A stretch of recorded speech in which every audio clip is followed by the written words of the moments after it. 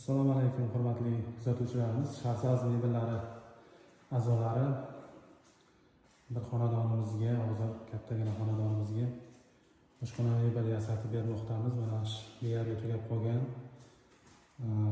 Mana shu tarafga xolodilnik qo'yishimiz kerak. Gazini hozirgina olib kelib berishdi, biz o'rnatib qo'ydik. Keyin mana bunaqa dimoxodlarimiz ham bor, yechishkalar bilan o'rnatiladi. Endi doim tugaganida ko'rsatamiz, ish jarayonidan ham video qo'yimiz keldi, shuning uchun mana shunaqa holatda. Hali bir bitgandan keyin video chiqadi. Xona lekin juda ham katta. Bu yog'iga 1.85 ga 75 santimetrlik xolodilnik tushadi. Mana gazlarni hozir olib kelib berishni qo'ydik, yechishkalarni hali qo'ymadik. Ish jarayonidan video bitmaganidan oldingi holati. Oshxonamizda kuxonniy mebelimizni umumiy uzunligi 4.75 santimetr. Xonamizning uzunligi 6 metrga, bu tarafi 5,5 metr. Bemalol bu tarafiga, mana shu burchak tarafiga uголовный vanna qo'yib, o'qandan so'ng bo'laveradi.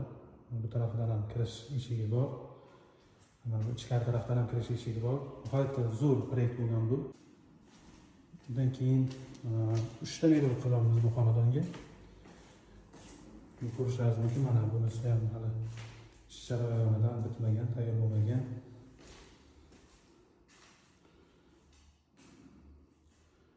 Bu xonamizning uzunligi 5 metr 15 santimetr eniga, balandligi mebelimizning o'zi 2 metr 70 santimetr.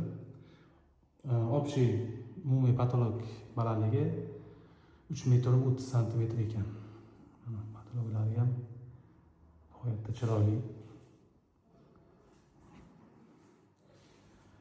Hozir mebelimizni ham ko'rsatamiz. Mana lekin xonaning proyekti juda ham, uyning proyekti juda ham bir a'lo darajada. Hozir ham chiroyli. Bu tarafiga hojatxona, bu tarafiga dushovoy. Bitgan shkafimiz ham bor. Tayyor bo'lgan. Hammasi bitta xonadonga yasalmoqda. Mana taglarida bir xil tortmalari, xonalarning ichi qiziqqanlar uchun mana bunaqa sharoitlari bor. Kiyimlarni ilib tepalariga qo'yiladigan narsalar bo'ladi o'zi.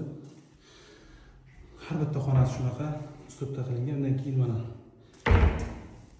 tortmalarimiz ham nihoyatda bir sifatli qilib ishlangan. Sifatiga gap bo'lishi mumkin emas.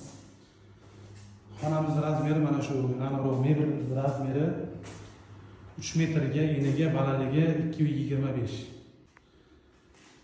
Endi nasib etsa hammasi bitgandan keyin bir video qilib, xudo xolasa ko'rsatish niyatimiz ham bor. Kuzatib tursanglar, nasib etsa qo'yiladi. Chiroyli mehmonxonasi.